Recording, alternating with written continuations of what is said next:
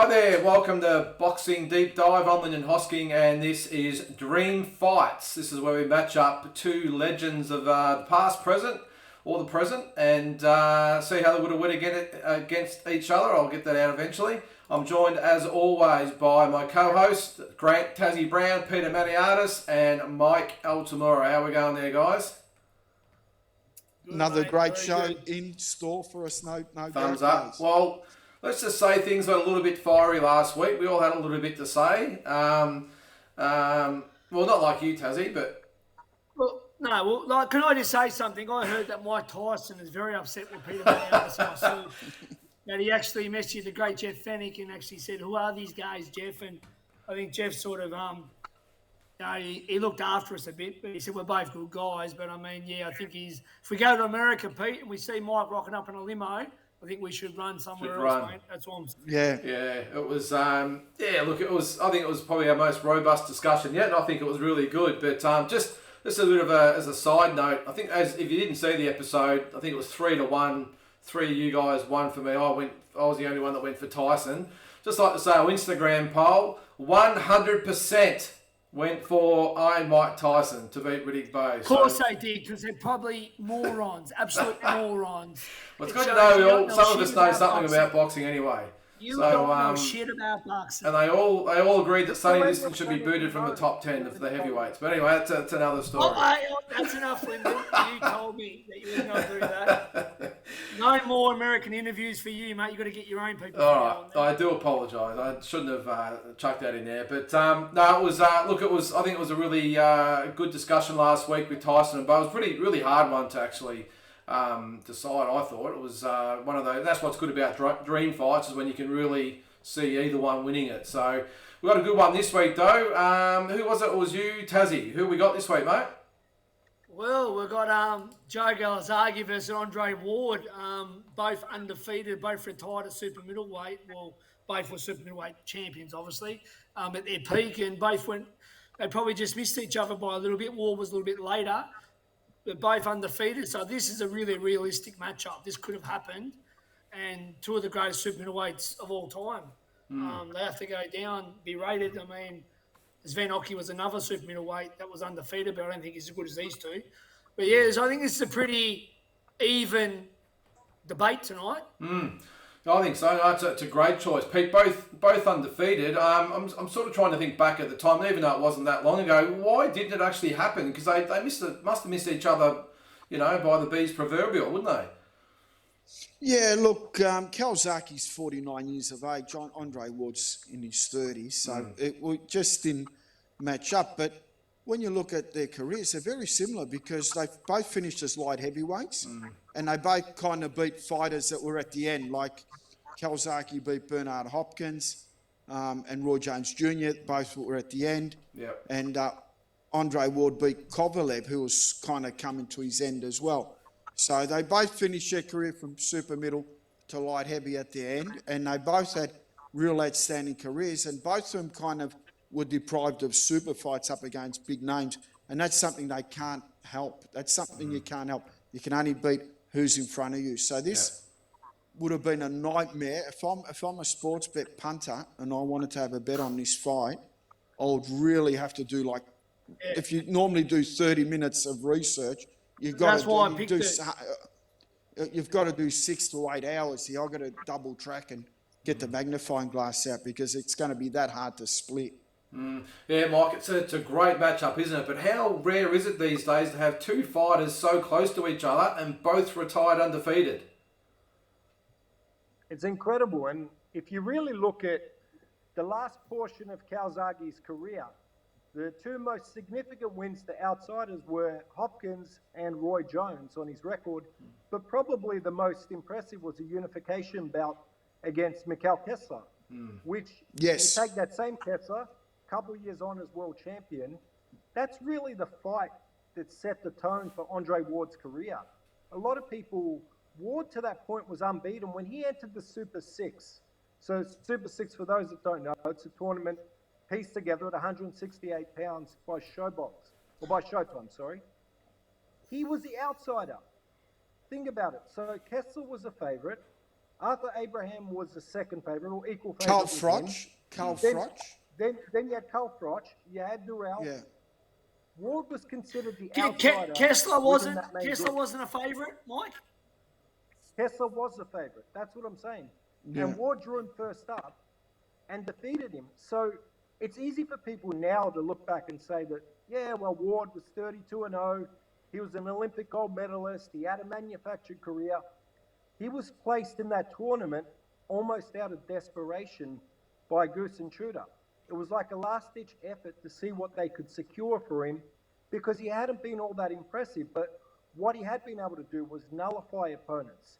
Maybe not in the most exciting fashion, but I think that what we saw with the Kessler bout was that it set the tone for what he's going to be able to effectively do the rest of his career. So when you talk about matching these two, yeah, they just missed each other in reality.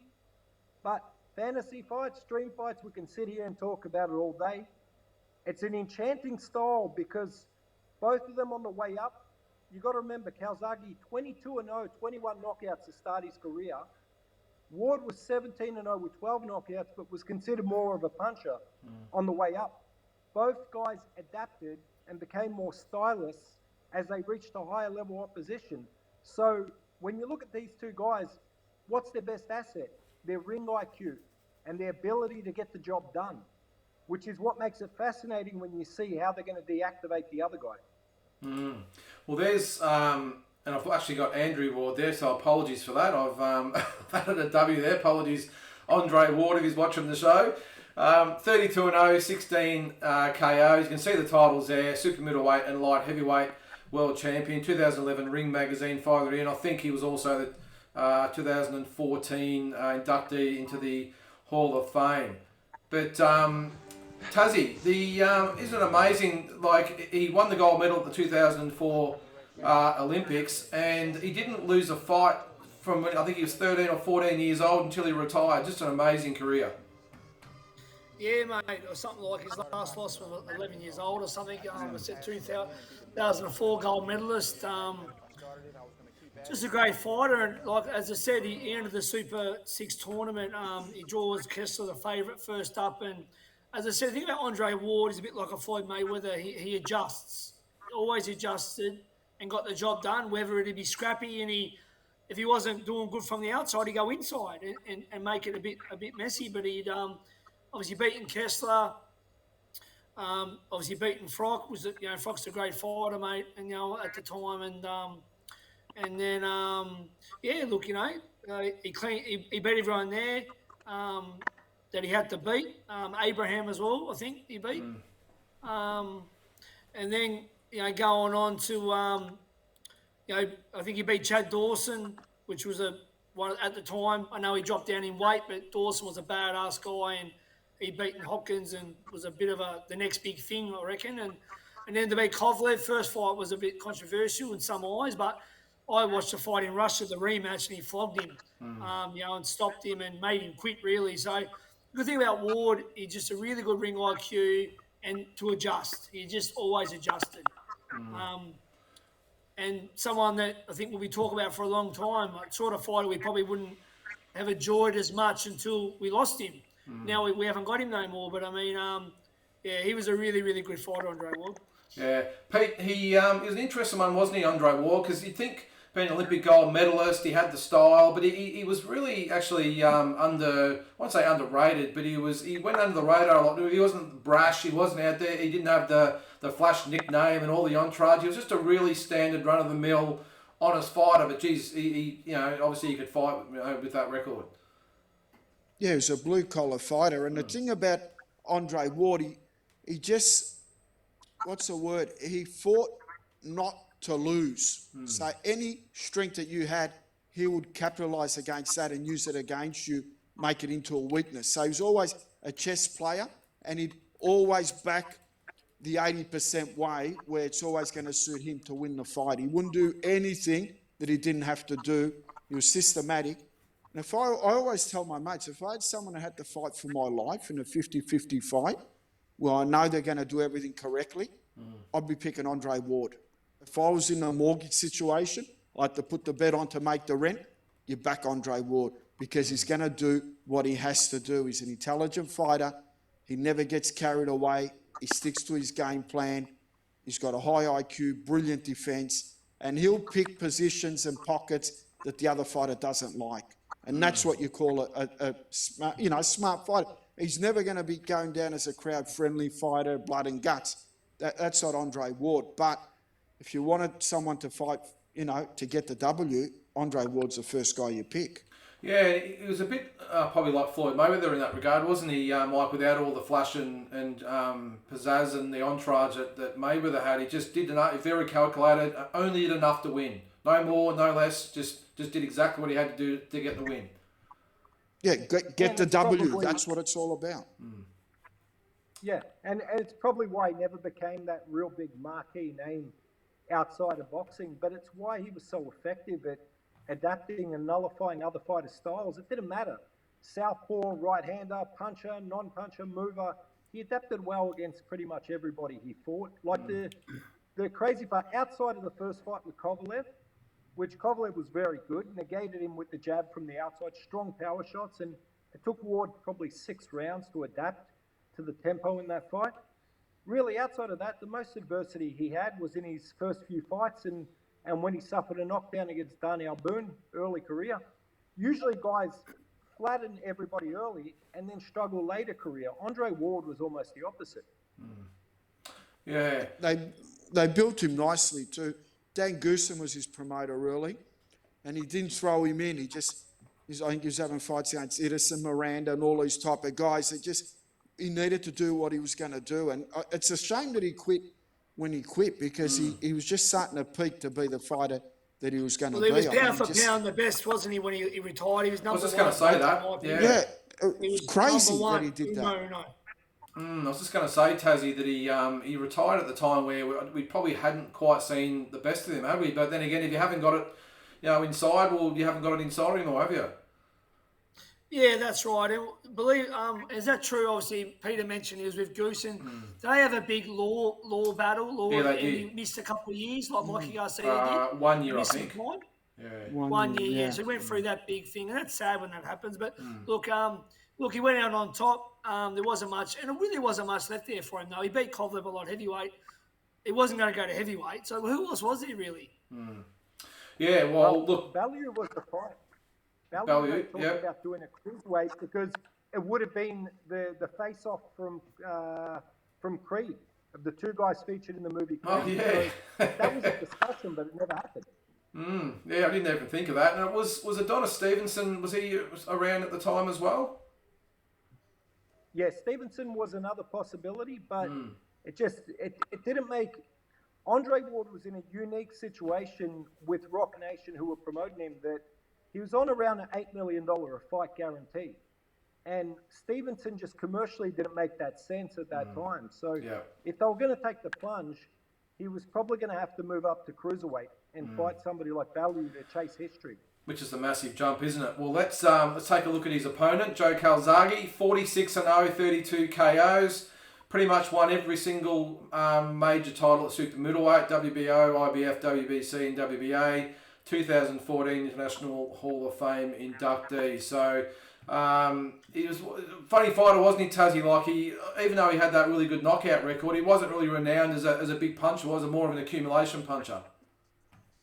Yeah, he was. Yeah, more of a sort of tip-tap and even sometimes looked like a bit of a slapper, but he was a great fighter, mate. Just a very sort of busy, the thing was his work rate was next level. He was just a great, phenomenal work rate. Oh, look, he beat, probably past their best, probably, but he got wins over Nigel Benn and Chris Eubank, obviously, early in his career. They were probably the later stage, but you couldn't beat any 2 bigger names in England to build a fan base, could you? He beat Jeff Lacey, was probably a really good win against a guy on his prime, like an Olympian, world title, had a badass name, the left hook Lacey, but he just destroyed him, played with him, broke his spirit. Lacey was never the same, done nothing after it. But like Mike mentioned, the big win was against Kessler. And the way he beat Kessler and give Kessler his first loss made everyone really open their eyes and think, wow, this guy is, the number one guy. I mean, that just shut up everyone. wins in America, first round knockouts. You're not going to first round knockdowns to Bernard Hopkins and Roy Jones. You wouldn't credit it. He come back and adjusted as well, like Ward does. He adjusts the fights and beat Hopkins and Roy Jones. Look, later part of their career, I probably don't like. You got to count him, but I probably don't. But you know, like you can't knock his career. He went out against them two in America, but you know, does he beat a prime Roy Jones? No. Hopkins, no. But look, we can only talk about what he done. He retired undefeated. You know, the Frock fight was there, but it didn't really make much sense for him back then. Probably wouldn't have been as big. A Frock sort of wanted it. It was a bit of bad blood. Would have been probably a Eubank and Ben sort of fight. But he went out on top, and that's why it's a good argument. You know, who wins out of these two guys? It's a 50-50 fight. No, it definitely is, and Pete, I mean, apart from the Frosh fight, but or Frock or however you pronounce it, he pretty much probably a bit like some of the other great fighters of the era as well. Mightn't have fought him at exactly the right time, but still got the wins over some pretty big names in the sport. Massive, and he had that European style. I mean, Calzaghe was Italian-Irish, and just the way he fought, he just reminded me of a pure, high-class European fighter, and it being a southpaw was a massive advantage as well, and he had a high punch output. He was super tough, and he had a massive heart. So he was always going to be hard to beat. And, you know, the guy had, 46, 47 fights, undefeated, built up a massive record, fought everyone. So you've got to take your hat off to him. He goes down as one of the greats for mine. And, well, he fought everyone that was in front of him. You can't knock him. Who did he duck? He ducked no one. Probably doesn't get enough recognition, Pete, really, does he? Probably doesn't get enough recognition. Who did he duck? It was around. He ducked to no one. So, and he had a terrific heart. He used to always fight his heart out. He just had a lot of spirit and crowd-friendly fighter. And, I wish you would love to have had him around now if he was mid-20s to fight some of the guys that are around now. I mean, he would have given someone like Canelo Alvarez a nightmare at super middleweight. What do you think about that, Mike, with his style and how do you think he would have? Did he retire at the right time? Did we see the best of Calzaghe, or he got it right? And how do you think he'd fared against some of the, like Pete said, against some of today's greatest fighters? Well, just one correction, Pete. He's Welsh Italian. Call him Irish Italian, he might shoot you for that. What did I call him? Italian Irish. Yeah, he's Welsh Italian. I think he fits in with any generation because of what we're seeing on screen here. Just a terrific volume puncher, exceptionally well conditioned. Keep in mind this as well, which probably plays into the lack of stoppages later career. His hands were so brittle that he was scarcely sparring. For Lacey, he went through camp with one hand. He only had his right hand the entire camp for Lacey. He sparred under 20 rounds for that. For Sakio Bika, he sparred under 10 rounds, the whole camp for the fight, and was able to bring out his best and beat him.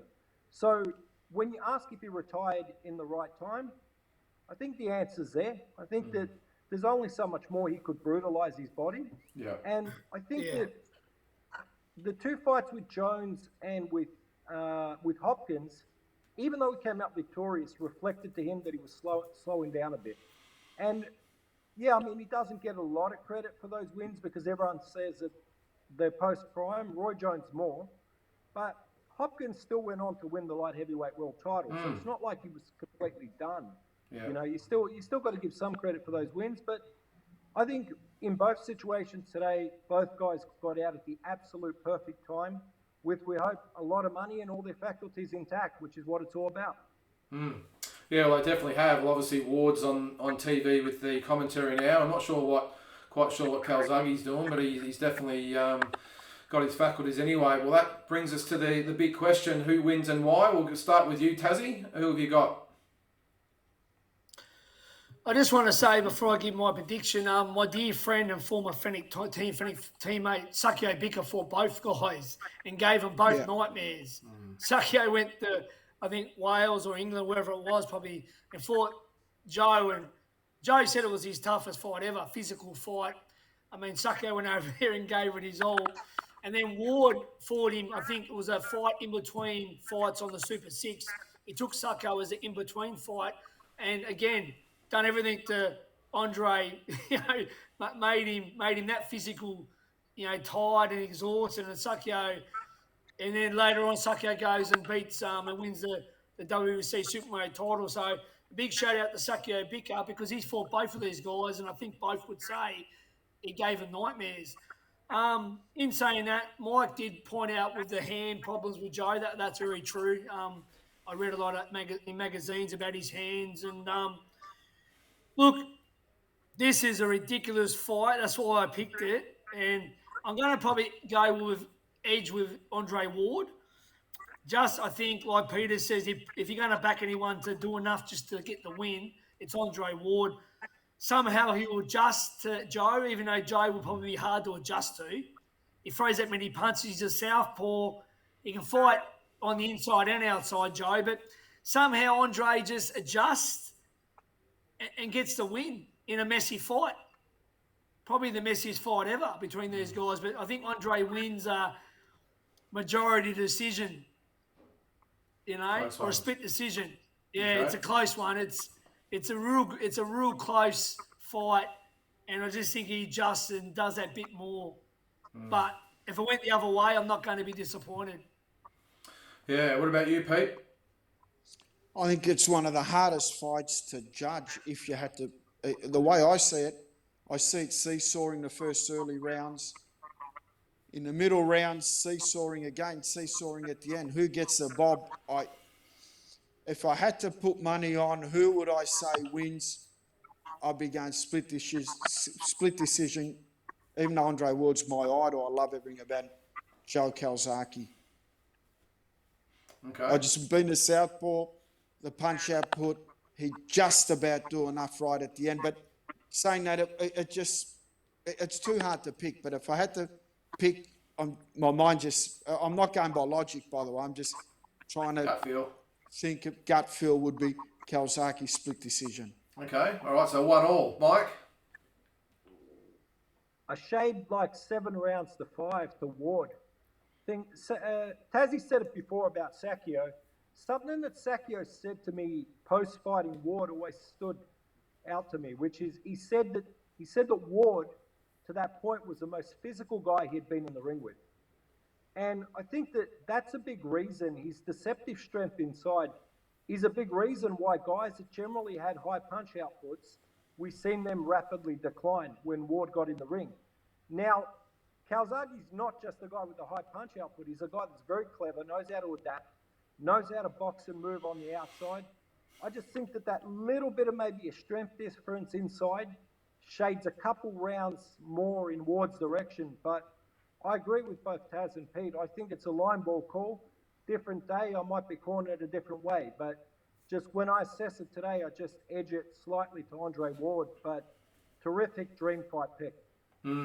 I tend to agree. Well, I'm going to go with Tassie and Mike here. So I mean, you're the odd man out this week, Pete. But yep. Look, I think a key part of this fight is how fast both of them start the fight. I think Calzaghe has got the potential to really rack up a lot of rounds because Ward can be a notoriously slow starter. But I think he would settle and adjust and he would win enough rounds to. It wouldn't be a spectacular fight. I think he's got the ability not to engage with Calzaghe. Calzaghe tends to come in and throws a heap of punches, but tends to forget that the other guy's going to punch back as well. And I think the sharp shooting, sort of composed style of Ward might just do enough just to win enough rounds and win a close decision. But I'm probably with you too, Pete. Like on either day, it could go each way. But I just think the composure of Ward, the way he fights, a bit more composed. As I said, I just think he does enough to win. But as I said at the start, if he gives away the first 4 or 5 rounds, well, we might have a different result. But I think he would do enough to win.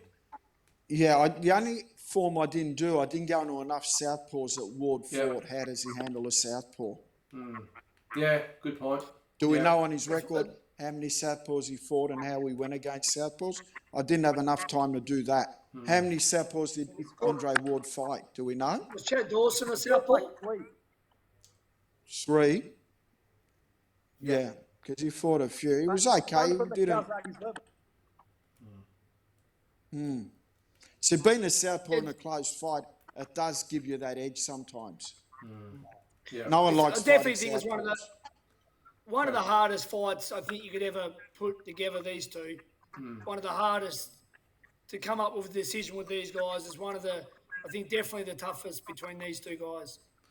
Well, that's Tassie when you know you've hit the nail on the head as far as the dream fight goes, because when no one has any idea who's going to win, and it depends on which day we analyse it. I think it's a great pick. So well done there, mate. And so I think in good the end pick, it was Tassie.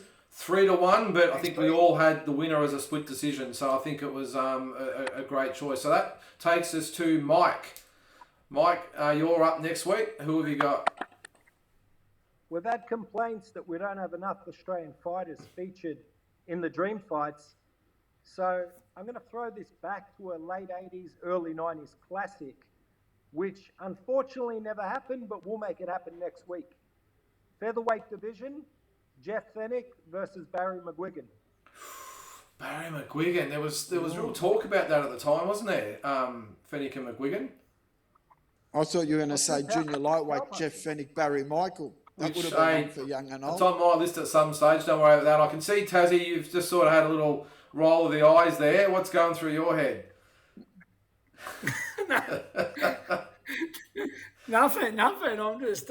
Mike's finally lost it. Is that what you're thinking, or? I've already got my decision made up here, but anyway, I'll wait till next week though. I think it's great because, again, hindsight's a wonderful thing, and we all know Barry sort of slipped off the edge, and so did Jeff, I suppose, to some extent. But at the time, you're talking about Mcguigan, yeah? Mcguigan. Yeah, but at the time, Barry Mcguigan was just a worldwide sort of phenomenon, wasn't he, in the boxing world? He was till he fought Cruz in 50-degree heat when you're an Irishman coming from -10. Yeah. And then fighting in Vegas and having heat stroke, basically, as you get into the ring. It was bizarre. Anyway. Well, I'll say this. I already know which way Tassie's going. But Fennick never had a night like Mcguigan had against Eusebio Pedrosa. That's what you've got to put in context. You know, so it's going to be very interesting next week. I'm looking forward to it. I tell you now, mate. No, good work, Mike. Fennick, good work, Mike. Jeff Fennick used to throw Mexicans around like little rag dolls, mate. There was only one Jeff Fennick, brother. He used to eat Mexicans for breakfast. What's he going to do? What's he going to do to an Irishman? What's he going to do to an Irishman? A pale, skinny little Irishman, eh?